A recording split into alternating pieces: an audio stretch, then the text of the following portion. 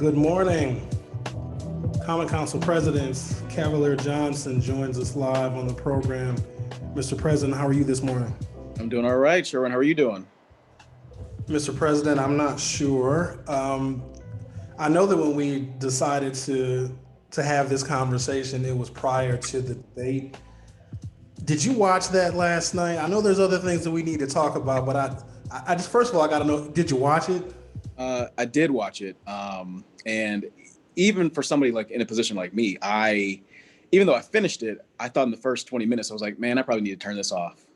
It was bad because President Trump made it so. I mean, the constant interruption. He made it unwatchable, and the critics are now saying it was the worst presidential debate in the history of this nation. For the 10 to 15% of people that were watching that debate to try and make a decision, because there are still some people, 10 to 15%, they say, that do not yet have their minds made up. Even though that's a small number of people, this election could be decided by a percent or less. Do you think that the people that were watching to get a real sense of where the candidates are on the issues got anything whatsoever from that debate?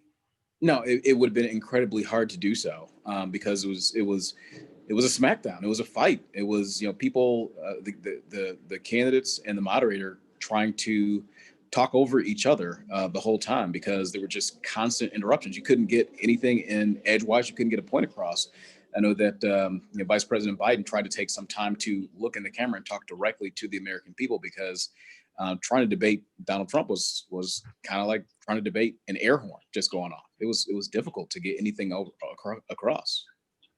There were a number of issues that were brought up during the debate. I'm not sure if any thoughtful discussion really took place on those issues, but one of them was the coronavirus. As you know, Council President Johnson, 206,000 dead. The number is still climbing. Also climbing cases here in the city of Milwaukee. As president of the Milwaukee Common Council, you have an obligation to not just work with the mayor, to work with your colleagues on the council, but also with Republicans and the governor, Republicans that control the Wisconsin state legislature. Do you see any opportunity to work with your Republican colleagues in the state legislature? I'm going to call them colleagues because you guys are all elected, to find some common ground on mitigating the spread of coronavirus in the city of Milwaukee?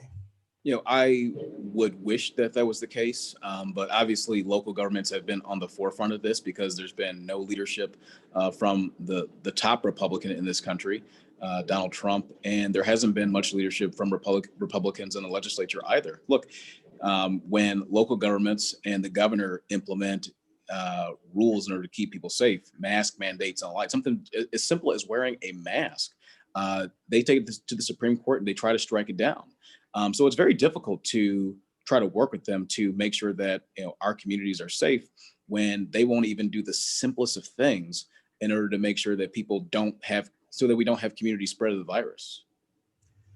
The governor does have executive authority to extend the mask mandate. I believe he did that. Now the Wisconsin Institute for Law and Liberty is challenging that extension in court. Can the city of Milwaukee institute its own mask requirement that can stand even if a state requirement is challenged? My belief is that is the case. The governor's jurisdiction would be statewide, although that my understanding is that it does not interfere with a individual municipality's ability to act. And so we passed a mask mandate here in the city of Milwaukee. I believe it was in July. That mask mandate is still in effect, and I believe it still will be in effect, even if the governor's statewide mandate were to go to the Supreme Court and is struck down. The other looming issue that has a lot of us concerned is just simply the ability to vote. Donald Trump has been challenging mail-in ballots that make me incredibly nervous. We know that hundreds of thousands of ballots have been mailed out and some have been received already in the state of Wisconsin. And technically this election is already underway. It is underway prior to the actual election date of November 3rd. President Johnson, can you give some assurances to the people in the city of Milwaukee that they will be able to vote safely and securely with a variety of measures that the city has put in place? Absolutely, Sherwin, and that's a great question. I mean, For us, what we've done at the city of Milwaukee is make sure we have an election commissioner in place who can administer a presidential election properly and fairly. We have worked through my leadership and leadership of the election commission and the administration to secure a couple of $1 million in grants in order to make sure that our poll workers get a raise to entice more people to come and do that.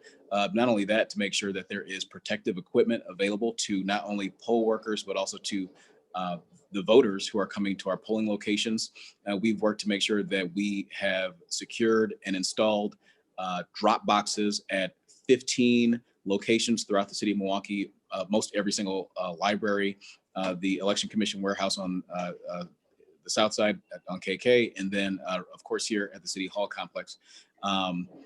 And you know, we have consistently been working to make sure that we spread the word about that so that citizens know you have opportunities to do this. And of course, people can also order a ballot and vote by mail. My suggestion to folks is to make sure that you put your ballot in the mail with no less than a week before the November 3rd election. If you get closer to the election than that, drop it off at one of these sites. And if not that, then make sure you use one of our early vote locations. We've expanded that. So we have more early vote locations available in the city of Milwaukee than ever before, including 2 that I was proud to sponsor legislation to bring to the fold, Pfizer Forum, as well as Miller Park.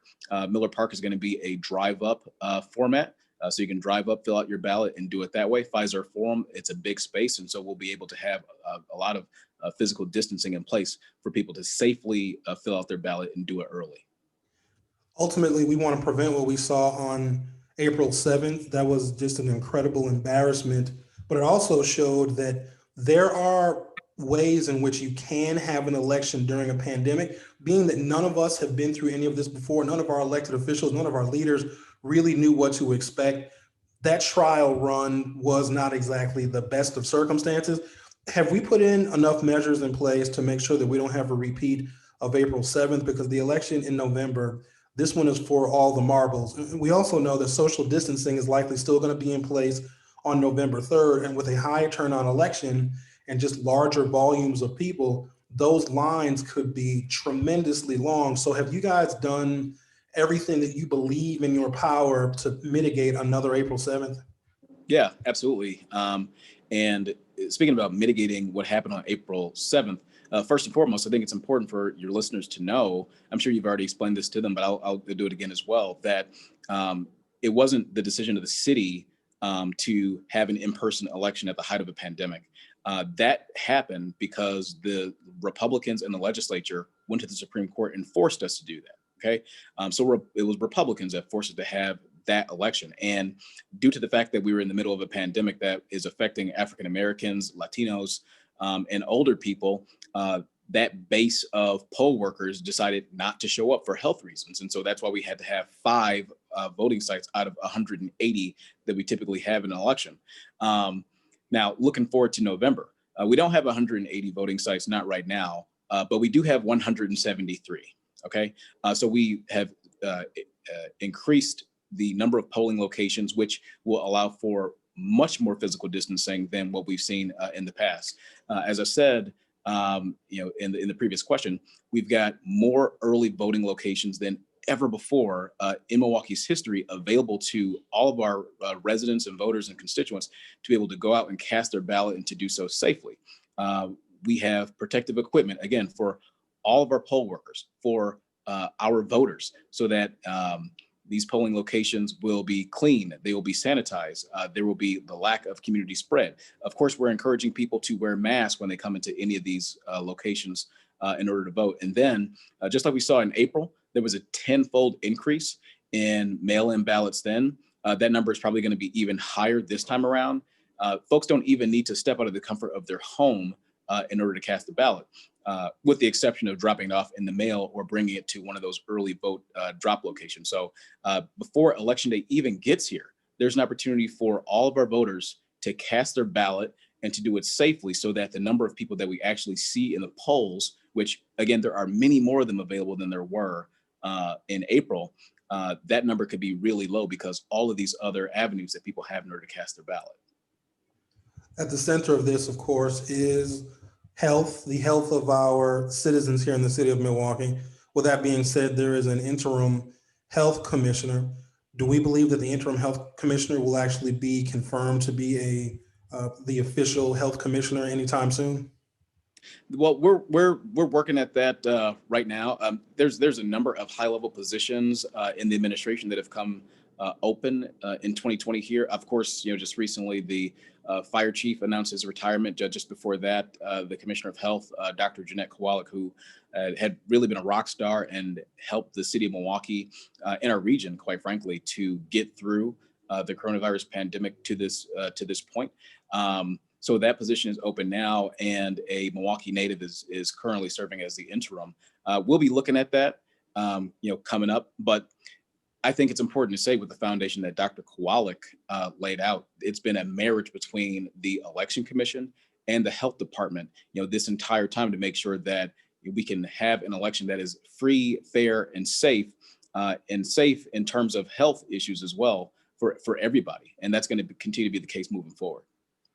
We are speaking with Milwaukee Common Council President Cavalier Johnson and also Alderman of the 2nd District. President Johnson, your election to the Common Council presidency wasn't without controversy. Can you and your colleagues, I know there's differing opinions, there's even different political affiliations on that council, but when it comes down to it, can you guys work together? Is there a working relationship that is forming? Because the issues that exist in this city, with or without a pandemic, with or without an election, are much larger than some of the differences and some of the partisanship. So is there a spirit of cooperation amongst yourself and your colleagues on the Common Council in light of everything that we're dealing with? Well, the short answer is yes. And the medium-term answer is also yes, in that we can get through anything when we put our minds to it, because all of us have what's best for our constituents and our city at heart. And on this issue of the election, I mean, this is going to be the most important presidential election that we've ever had. And talk about us being able to come together, even with the political differences on the council. I circulated a letter just the other day that was signed unanimously by every single member of the Common Council, that piggybacked off of something that we have argued for, asked for some time, that now United States Senator Ron Johnson has said is important to do too. And that's making sure that election clerks, not just in Milwaukee, but across the state, have the opportunity to unseal and start tabulating absentee ballots as they come in, as opposed to having them sit in a warehouse for weeks on end until 7 a.m. on election day. If you do that, it allows for that mountain of absentee ballots to be dealt with. And then election clerks anywhere in Wisconsin can just focus on administering the election properly on election day. That's bipartisanship right there. Senator Johnson called for that. We've been calling for that for some time. And every single member of the Common Council, no matter their political stripe, and there are several on the council, signed onto that letter. So that just goes to show that there can be some bipartisanship, there can be cooperation amongst members of the council when it's important for our citizens. Mr. President, I'd be remiss if I didn't talk about the census. I believe that the census has been extended until, I think, the first couple of days of October. The numbers in the city of Milwaukee, at least last report, were really, really low. And to reinforce the fact that the resources we're going to need in a post-coronavirus world, whatever that looks like, might be contingent upon the federal resources that we get from hopefully a Biden and Kamala Harris administration, but based upon our census count. Any information that you want to provide to folks about filling out the census so that we can make sure we have the federal resources that we need to take care of our city? Yeah, thank you. And we've been trying to lead on that on the council. We just held a press conference just a couple of weeks ago. We did it in a low turnout ward on the south side. And the goal was to bring more awareness to the census. And we're having the census staff and they're doing this today, continuing to go door to door and talk to people, but they're also stationed at the 10 lowest performing census tracts in the city of Milwaukee by my design, 5 on the south side and 5 on the north side. in order to be able to encourage people to answer that census and boost those numbers. But you're absolutely right. I mean, we do need to continue boosting our numbers. Our response today is lower than it was in 2010. Now, of course, there's the pandemic that's going on, so maybe that is part of the issue at play here. But we're a more connected world than we were even in 2010, and everybody's got a smartphone or some sort of device. It's easy to go to my2020census.gov and take 10 minutes to fill that out to make sure that you get your answers in, and we get the resources back to our community that we need. Every person who doesn't fill out the census, that's about $13,000 over the course of the next decade that our community loses for healthcare, for childcare, for education, for so many other important things. So it's critically important that we make sure that all of our citizens know about the census. And again, it's very easy. Go to my2020census.gov and fill it out today. Perfect. Milwaukee Common Council President Cavalier Johnson, thank you so much for joining us. I really enjoyed the conversation, and let's speak again very, very soon. I'm here for it. Thanks, everyone. Thank you. All right, guys, that was good. I'm glad that we got a chance to speak with the council president. And now, of course, guys, on to the subject matter at hand. And so there's a lot to unpack here. For those that watched last night's debate, I went through a variety of emotions. I really didn't know what to expect. And at the very least, I thought that Donald Trump would want to try and make an actual case to voters for his second term. Why I thought that, I have no idea. But at some point, I wanted to believe that he would stand on whatever record he has. And those of us that have been following know that he has no record and has no business being president of the United States. That's full stop. But he doesn't believe that he shouldn't be president. And so with 10 to 14% of the people that watched that debate last night that still have yet to make their minds up, something became abundantly clear. We're going to get to Donald Trump not, denouncing white supremacy. We're going to get to all of that.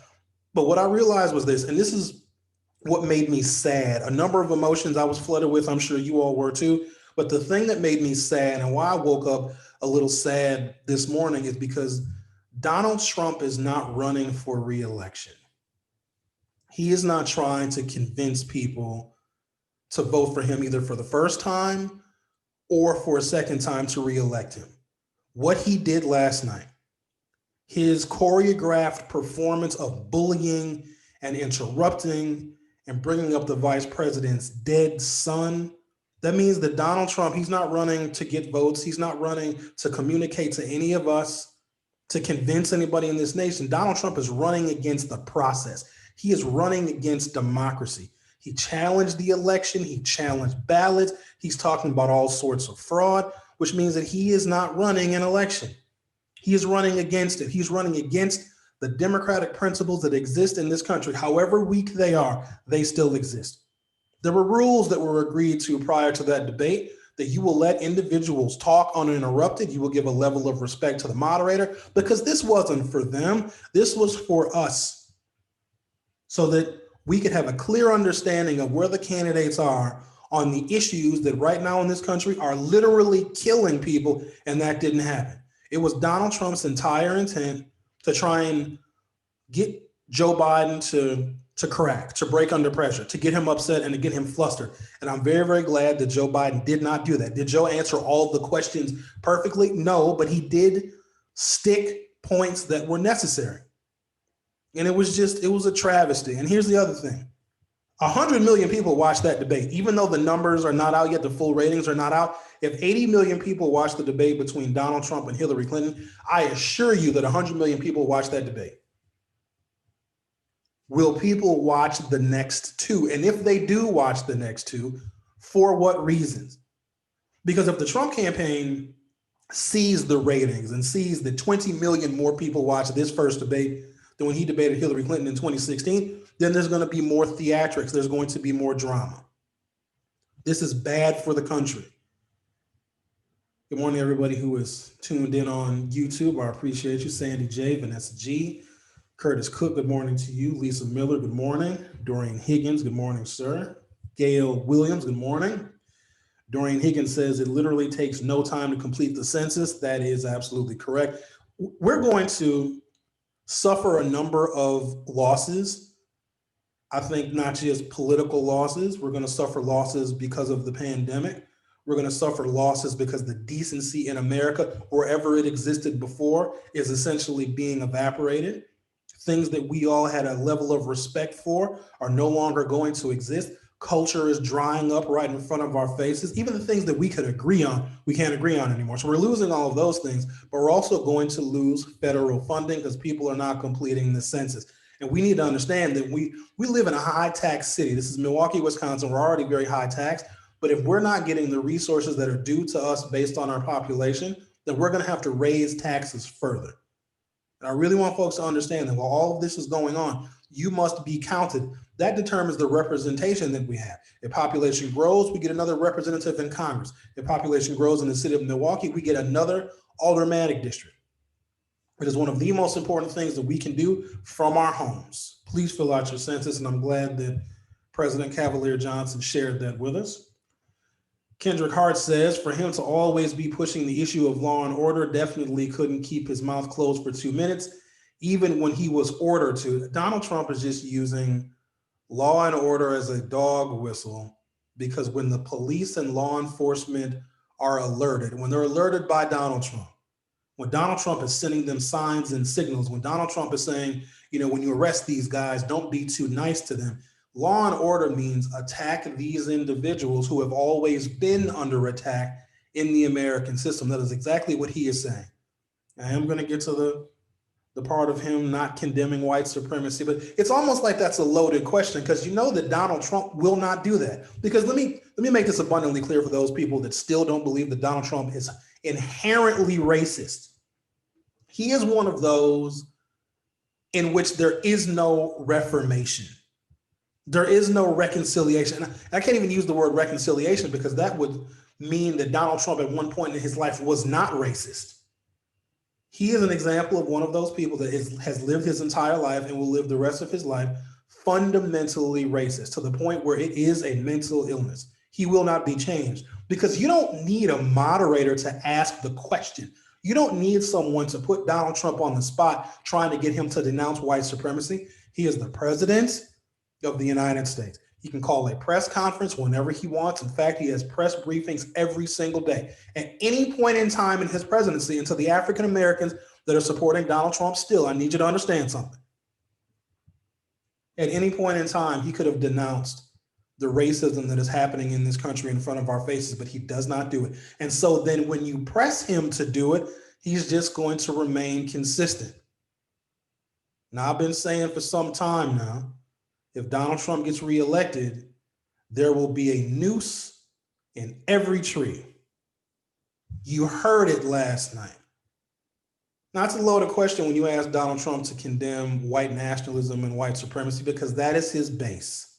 That is his core of support that doesn't care what he says. They don't care what kind of performance he turns in. They don't care about their policies. Let me tell you how scary these people are. Scary in that, not that we're afraid of them, but scary in that they are just as unhinged as a man that does not care about them. Donald Trump is acting like a Confederate general, wanting poor white people to fight his war. That's what this is. Donald Trump will order these white boys to fight on his behalf. And they're listening.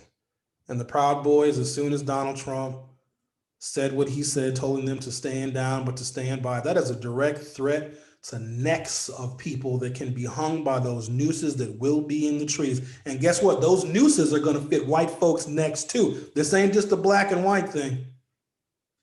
Donald Trump is telling people that he does not care about to initiate conflict in this nation on his behalf.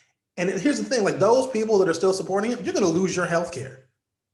You're going to lose like everybody else in this country is going to lose. And another loss they are going to suffer is if they think for a moment, and I know some of this is theater, but I have to take these things seriously, because 4 years ago, I never would have imagined we'd be in this situation. And so some of the things that I never imagined then are true right now. I had a Milwaukee police officer friend reach out to me this morning because I don't think he watched the debate, but I had posted the clip of Donald Trump telling the Proud Boys to stand by. And this Milwaukee police officer just heard that clip. And then he sent me a message to my Facebook inbox, like, what the hell is going on? Like, what did I miss? And I made it very, very clear to him. And I said that some of your coworkers on the Milwaukee Police Department are affiliated with the Proud Boys. And he made it abundantly clear to me that he will have his eye open for those individuals. Now, I don't want violence to take place in this country because nobody is going to win. There won't be a winner because even when the violence is over, we're not leaving. We're still going to be here and we're going to have to be the ones to mend the fences. And so it's just an all around worst case scenario. When I went to the concealed carry class, this is back in 2012. And I thought it was my fundamental obligation to take the class to obtain a concealed carry license. This was 8 years ago now. There's something that I noticed, and there's something that you probably may not know. And those that think that they can come into our community and threaten us, those that think they can come to our polling locations on election day and be poll watchers and bring their long guns to the central city of Milwaukee. Let me first go on the record by saying, don't do that. That was my complete statement right there. Don't do it. When I took my concealed carry class, it was myself and my engineer at the time at WNOV.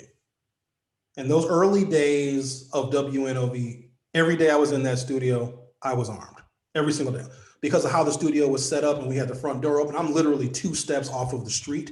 And there'd be a number of people for whatever reason that would walk right into the studio. Now, eventually we mitigated that problem, but it's a bit disconcerting when you're on the radio saying the things that I say. You're right on the corner of a very busy intersection, sitting in a window, and anybody can walk in at any time. But here's what I noticed, and this has stuck with me. In my concealed carry class that we took at the African American Women's Center, there were 100 people that were there in that particular session. And this is back when they were doing like 4 or 5 sessions a day, because when the law was passed in Wisconsin, the number of African Americans that got concealed carry permits was staggering. Oh, there's guns in our community.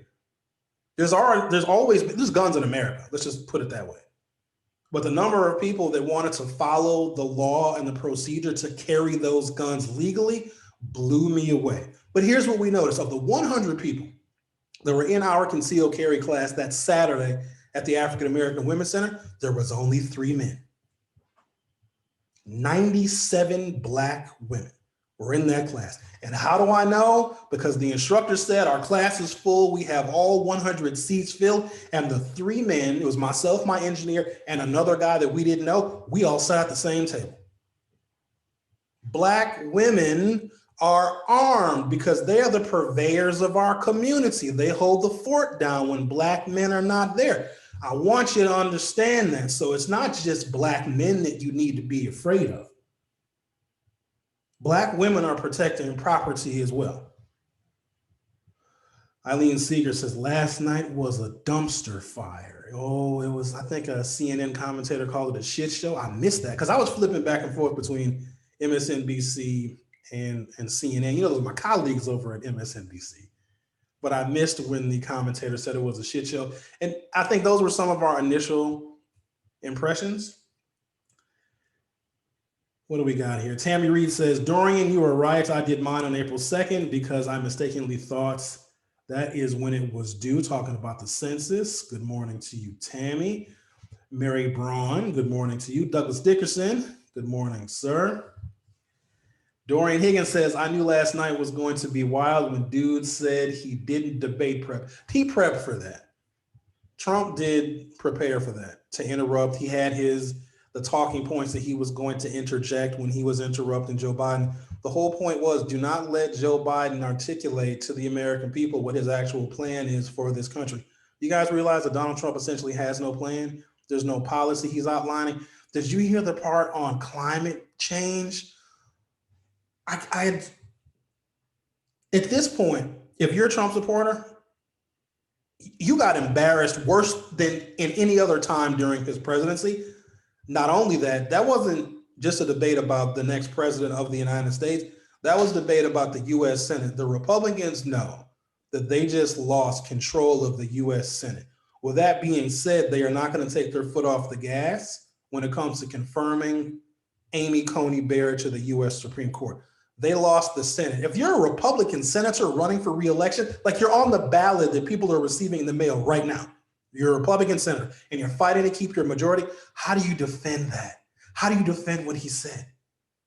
How do you go out today and face the people in your state, the voters in your state that are voting right now?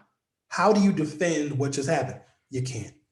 You can't. And so these Republicans that are fighting to keep control of the U.S. Senate, which if we do the election properly and we count all the votes, they lost it. In fact, the Democrats may build a majority in the U.S. Senate that may stick for a very long time. How do you go out and defend that? And also, how do you defend this? What do you want to call them? Give me a name. Give me a White name. supremacists and Who would white you like me to condemn? White supremacists and right Proud militia. Boys, stand back and stand by. That was a threat to the security of Americans. And we can't call that anything else.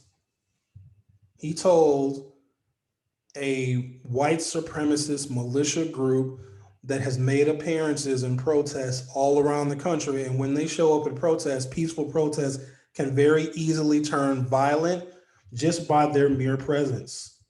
And he called them out last night on a debate stage. Now, I know I shouldn't be shocked by any of this, but he's going to get these white boys killed. We already have enough to deal with in this country. The fact that Donald Trump only paid $750 in taxes, the fact that coronavirus is not showing any signs of slowing, the fact that Donald Trump is not running for re-election, he is running against the system. Donald Trump is taking away everything that is established in this country and trying to redefine it. And the other very frightening scenario is, and I've got a story here that I want to get to, about how we have to prepare for an electoral college tie. There is a very specific amendment in the US Constitution that gives the protocol for when the electoral college is tied, because there are a number of models and a number of scenarios. And so from this point forward, I think we're 34 days, 33 days and some hours before the polls open in this country. They're saying that there could be a 269 to 269 electoral college tie. And so from this point forward, I'm really going to be focused on the numbers, because where this election is won or lost, it very well may be in the margins. And what I'm looking at as far as numbers go, if we only have 59%, 60% of the people that are filling out their census, then I don't expect voter turnout to be much higher. As outrageous as that may sound, I don't expect voter turnout to be higher than the census, because it's easier to fill out your census than it is to register to actually vote. Plus, there's a lot of confusion. People are getting ballots in the mail. Some people are not going to have their ballots filled out properly. We found out in North Carolina that African Americans are getting their ballots rejected at 4 times the rate. Some people may think it's fraud. Some people may think that African Americans are just not familiar with the process of how you vote by mail. They're omitting things. They're not getting the affidavit signed, and our ballots are being rejected. So this thing is going to come down to the smallest number possible. And with that being said, there's several possibilities where the electoral college could be tied. Now, this is on election night. On election night, for people to go and vote in person, that when the polls close, those polling locations begin to transmit the data of the people that voted in those locations on that particular day. That could end up in a tie. Now, as judges allow for the extension of time to count ballots, and I'm glad that Council President said that there's a cooperation with Senator Ron Johnson, which I never thought I'd see in a million years, to begin opening and processing these mail-in ballots sooner than election day. Because think about this, if you've already mailed your ballot in, it could be and should be delivered to your polling location and potentially counted, because you've already voted. And having the ballots just sit around is going to have more and more suspicion, because right now, if you submitted your ballot by mail, and I know a lot of you did, I urged you not to, but I'd rather you vote some kind of way. And if you get it in early, that's better than trying to send it on election day proper. If you made a mistake on your ballot and they begin to count them right now, because technically you've already voted. And if we have early votes in this state, you getting your vote, your ballot in the mail is technically in the purview, the legal definition of voting early. But if you made a mistake, if you didn't get something signed, or you made some kind of error on your ballot, there is time to review that ballot and send you another one, and even enough time for you to send it back in the mail. That is what's most important, because we can't lose any votes. But there's going to be a number of errors. There's going to be a number of votes that are not going to count. We want to reduce that number as much as we can, because if Wisconsin comes down to a couple of points, we're going to be in court for I can't tell you how long. And the longer this election is extended, the better it looks for Donald Trump. After that performance last night, you do understand that he cannot get reelected, right? I'm gonna look directly at you. You do understand that we cannot have this unhinged, deranged man with the nuclear codes. You know he can start a nuclear war. Oh, don't forget that. The clock has ticked closer to midnight since Donald Trump was inaugurated. He can start a war. And at this point, why wouldn't he? He's already at war with the American people. He is at war with the process. He is at war with democracy. He is not trying to win an election. He is trying to steal it. And you saw it.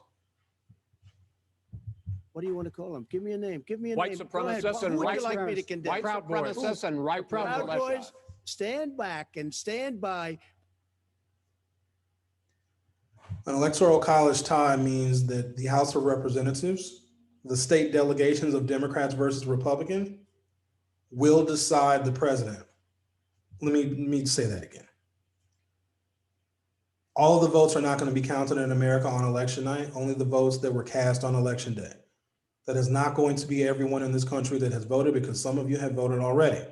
The question is, are we going to be able to count those votes ahead of time, just from an operational standpoint, from an administration standpoint? Because if there are mistakes on ballots that have already been mailed in, and maybe people rushed it, they got their ballot, on a Tuesday, and they filled it out and they dropped it in the mail that Tuesday afternoon, and maybe they rushed something, there's still time, if they can open the ballots and review them for accuracy, to send you another ballot, because you get at least 2, if not 3 ballots in case you spoil one of them. But in the event Donald Trump and Joe Biden are tied in the Electoral College on election night because all the votes have not been counted, then the delegation of House members vote on the president.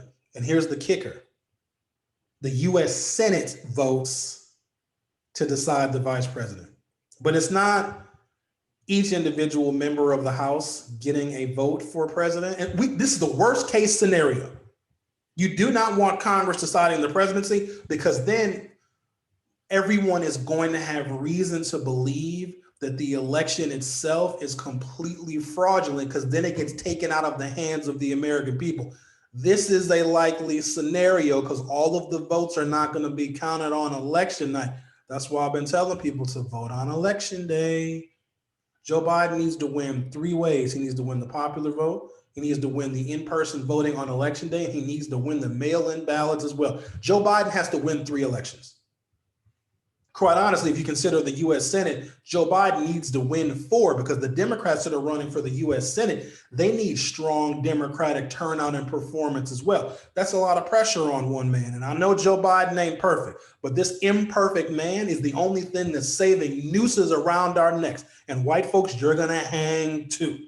If you've lost a family member to COVID, you got a family member that's dealing with addiction that can't get the help that they need because Donald Trump is cutting healthcare and wants to take Obamacare off the books, you're going to hang too. Your whiteness can't save you now. The only thing left really for those that are still these diehard Trump supporters, the only thing left for you to do is take up arms against your fellow countrymen and fellow countrywomen. That is the only option that he is giving you. And I assure you, that is a losing proposition. What has happened to us? How do we even make him in America? How do we do that? And he's not alone. There's others. Got to keep up with your comments, guys. Let me get back on it. Letitia Cunningham, thanks for making the correlation between racism and mental illness. It really needs to be in the diagnostic and statistical manual. Dorian Higgins says, I recently obtained my CCW and have purchased several weapons. I'm prepared. So here's the thing. Mr. Higgins. You don't tell people that. Now, I may mention that I went to the concealed carry class back in 2012 because that's a long time ago. It's old news. But you, the whole point, and I just love how people, when they get on, the internets and get on the social medias and they talk about their, they've got all these guns. The whole point of having a concealed weapon is it's concealed. You don't want anybody to know. You don't want to, but good to know, Dorian, that you're strapped up. Just be careful. Don't shoot your eye out. Udell Harris, good morning to you. Cyber trainer Judy B. I don't believe that Donald Trump supporters will go to the polls in the central city with their guns. If they do, they're stupid. And I've said it before, because here's the thing. We have our issues in our Black community, but the difference is, and I think this is where so many people who are from outside of the city of Milwaukee get it so miserably wrong. They are so just incredibly wrong, astonishingly wrong. They think that we don't care about the issues in our community. And when I do my informal polls of when I'm hanging out with just Black people, we don't even mention white folks most of the time. And if we do, it's Donald Trump and something he said or something he did. But as far as mentioning white people, we don't talk about y'all like that. We're not preoccupied with whiteness like some white people are preoccupied with us. It's always what's happening in the city. They're always talking about Chicago. They're always talking about the violence. If you all dealt with what was happening in your suburbs and the crime that y'all deal with, and the thing is, if your drug addicted child is stealing from you in the suburbs, y'all don't call the police. That doesn't mean the crime isn't happening in the suburbs. You see how that works? There's crime out there too, but there seems to be this fetish, this preoccupation with what's happening in the city. And of course they support the cops because the cops are like this ready-made militia for white folks that are scared of the city. It's just an amazing thing. But we don't talk about y'all. We don't talk about white folks like that. We talk about our community and the issues that we have and who we're working with to try and fix these issues, and the organizations that we have that do wonderful work, some of which you never even hear of. But when there are no shots fired on a Milwaukee street on a warm summer night, that means those organizations are working. That means our community is working together, because there are days in which there is no violence, which is a monumental feat considering there are 600,000 people in this city. Any one of them can go off the deep end at any moment in time. The majority of our days, nobody's getting killed. But all this community needs is a reason, because we're heavily armed. And I told you that African-American women, I would venture to say, are probably the majority of concealed carry permit holders, because they also have less felonies on their record. African-American women have less domestic violence charges on their records. And of course, those two things prevent you from carrying a weapon. People don't think about that. If you get a domestic violence charge, you can never own a gun again for the rest of your life. If you have a felony, you can never own a firearm. African-American women have less felonies and have less DV charges. So they, just by sheer numbers, can be more armed than African-American men. But we have always just had these guns in our community pointed inward. We have. And a lot of the violence that you see is people that have proximity to one another. You don't necessarily leave your city or your town to go commit violent crimes. It's usually just right where you live, whether you're Black, white, Hispanic. Whenever you have a segregated neighborhood, whenever you have a homogeneous racial neighborhood, that's who commits the crimes against the other people. So the whole thing about Black on Black crime doesn't exist. The Civil War was white on white crime. When you think about it, it was white people killing other white people. We were just kind of like, we wanted to participate, but sometimes they didn't want us to have guns, and some of the Union regiments did let us have guns. It was a whole thing. World wars, white on white crime. Europe, Scotland, England, Ireland, the Highlands, white people killing each other, offing each other. We don't call that white on white crime. But if the African-American community, just for a moment, has a reason to turn the guns outward, sometimes they're pointed inward, they're pointed at us, they're pointed at one another. Donald Trump is trying to give reasons in which the guns in our community can be pointed outward. And I don't want that to happen, because I know how heavily armed we are. And Black people that were not armed before are armed now, and for good reason, because you heard Donald Trump call up his Confederate soldiers. I thought we went through this already in this country, but apparently he wants to do it again. We know how that war ended up. And we don't want to do that again. I don't want that. You guys don't want that either, because we're decent human beings and we can use our thoughts and our words to settle conflict. not firearms, because that's just stupid. I mean, it's going to be a zero-sum game. We don't want that. Nobody wants that. There are 2,000 Milwaukee police officers. Some of them are really good people. There's 30,000 people just in my zip code. So the numbers game, and I can't imagine how many firearms there are in 53210. I don't even want to think about that. So whoever these organizations are that think that they are these extra paramilitary organizations that think that they are going to do Donald Trump's bidding when it comes to violence, we'll leave you right where we find you. Don't do it. Let's have a fair election. Let's count all the votes. And let's, at some point in time, pick up all of the pieces, learn from this, be better people from this, have better policies from this, and vow to never allow this to happen again. Vic McGee says later this morning, the Lincoln Project is coming out with a recording of Trump's debate prep. Ooh, that's going to be so good. When that comes out, I think I'll post it. Tammy Reed says, we must vote. Dorinthia Robinson said they should at the very least start to count them by the start of early in-person voting. You know, I hope so, just because there needs to be a way to contact people. Because if you go and vote in person and you spoil your ballot, they give you another one right there at the polling location. The poll worker, because it makes that sound as an audible tone when you feed your ballot into the machine and something is amiss. So you hear an audible tone, and then the ballot comes back out, and then a poll worker will approach you and ask you, may I look at your ballot? Because then they can tell you what you did wrong, and they'll give you another ballot. If you vote by mail, you should not lose the ability to get another ballot. Now, I'm no lawyer, but we cannot have a separate standard and a separate class of voters in America. If you vote by mail, you only get one ballot, but if you vote in person and you make a mistake, you're able to get two or possibly three. This is a matter of equal protection. I love bringing up equal protection because it's like one of those civil rights laws that just fits everything.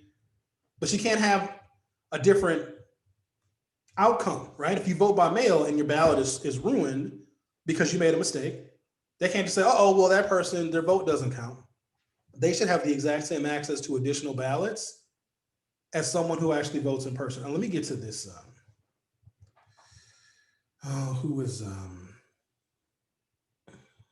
You guys are sending me inbox messages. So Tanya McDonald, you have to go to the youtube.com/theforum2com.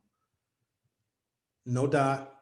youtube.com/theforum2com, and then you'll be able to comment. So I think people are trying to comment on the Facebook link that I posted. I didn't know it was so confusing for you guys to make the transition from Facebook to the YouTube, but most of you are okay. And I see that we have a number of people that are chatting, so that's good news. Okay, let me get to this.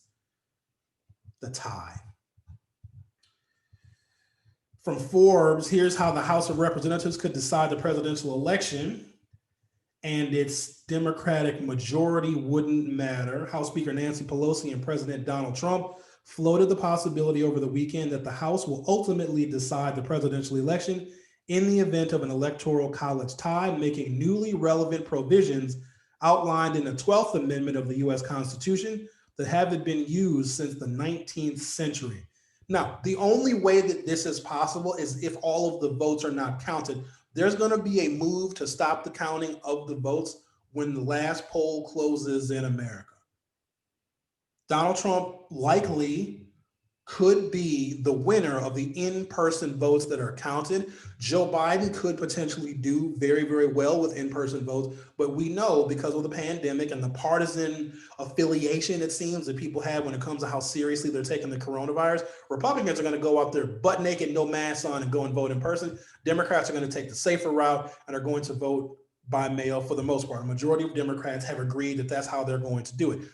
With that being said, and the inconsistency of how the ballots are going to be coming in, the inconsistencies of the post office, if how many more ballots are going to get lost and never get delivered to their original location, and the number of ballots, the sheer volume of ballots that poll workers in other states are going to have to count, because they do have state laws in other places where you can't even open those ballots until the polls are closed.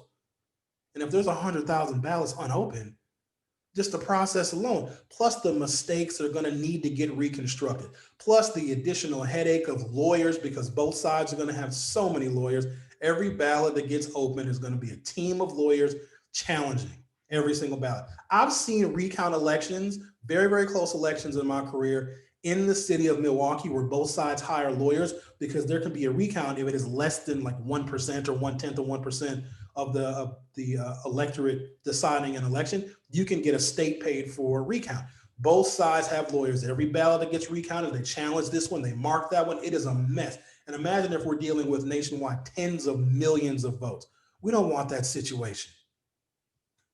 I just want to be able to go on vacation and go somewhere without having to look like a goddamn surgeon when I go buy some pickles at the grocery store.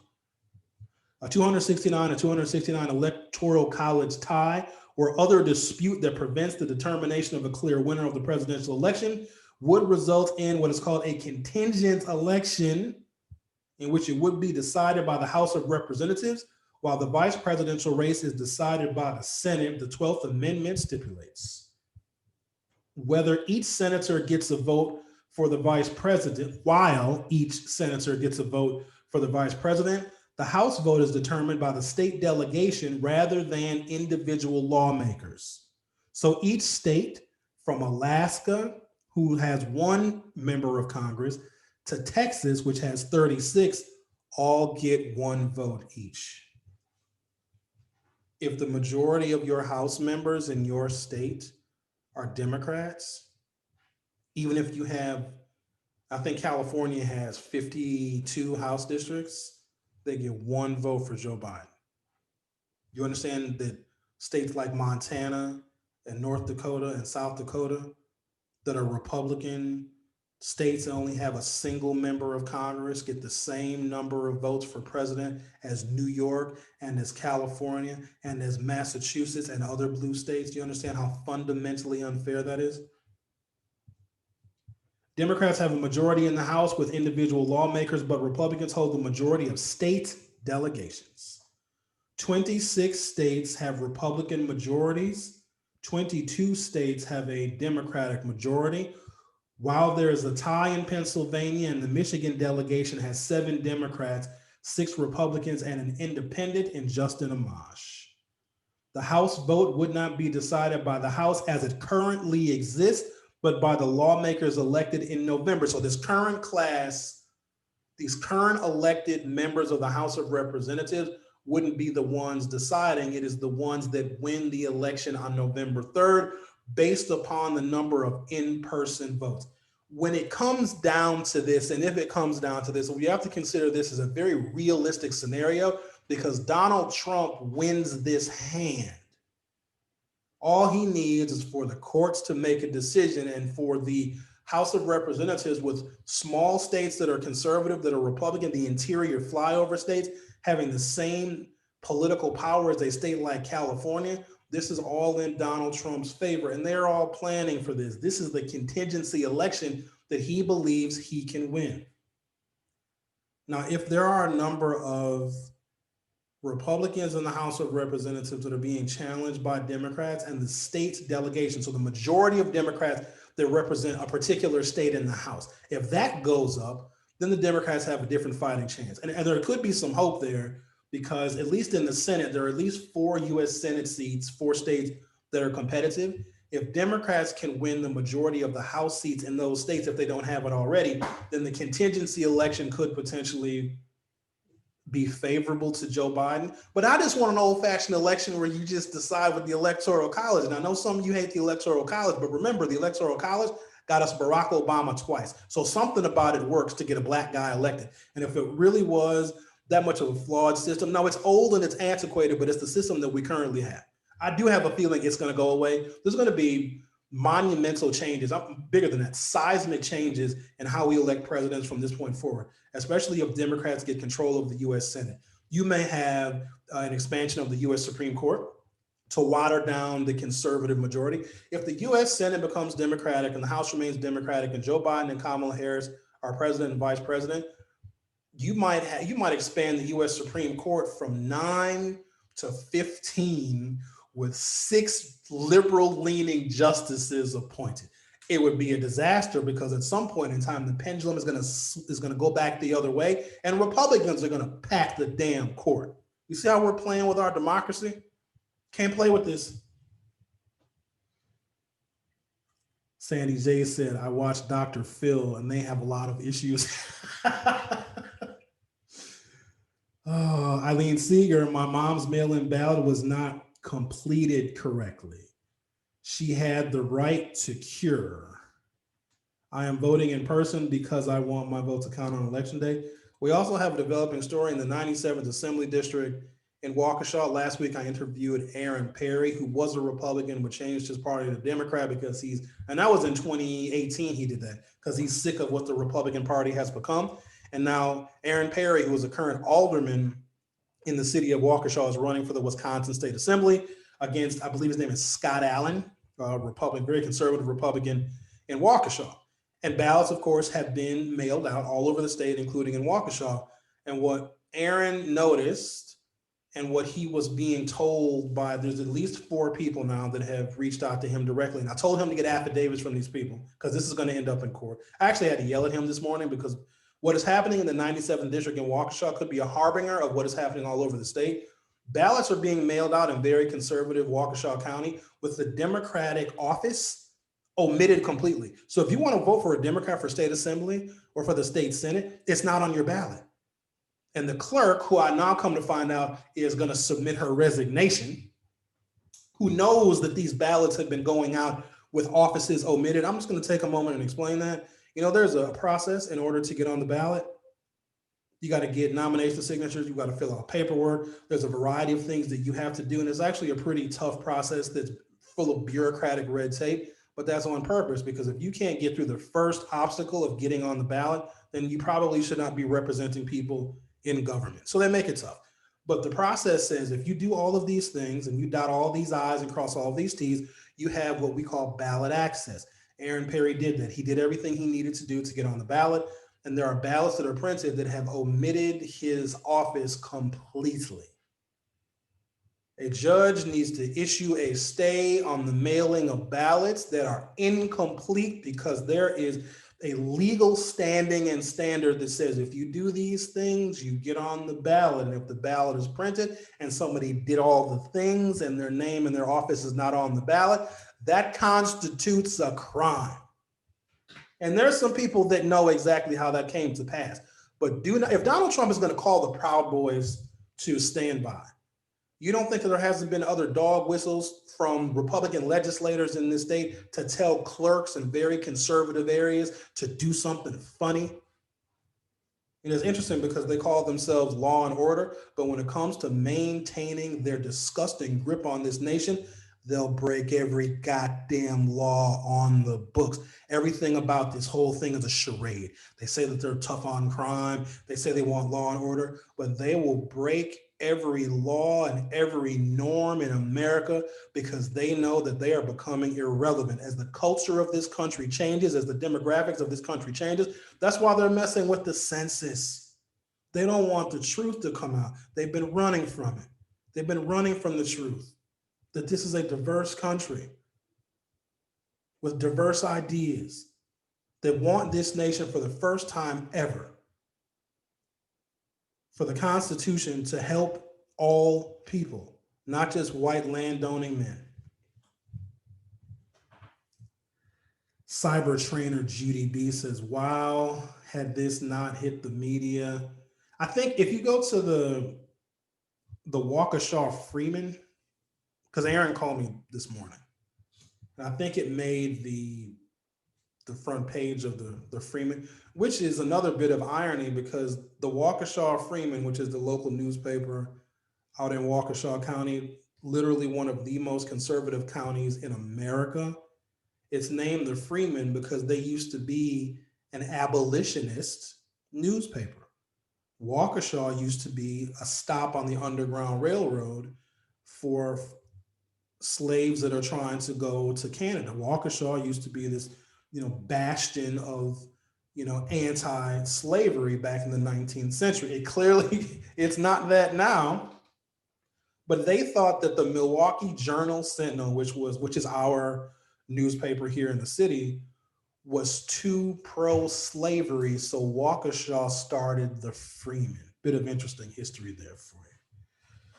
So, guys, there's a lot of things to keep our fingers on. I'm sure there's going to be a whole bunch more, conversation about the debate, and all the media is going to be all over this. But just as long as we are coming away with an understanding that Donald Trump is not running for election, he is running against the process, and he is running against the American people. Appreciate you guys.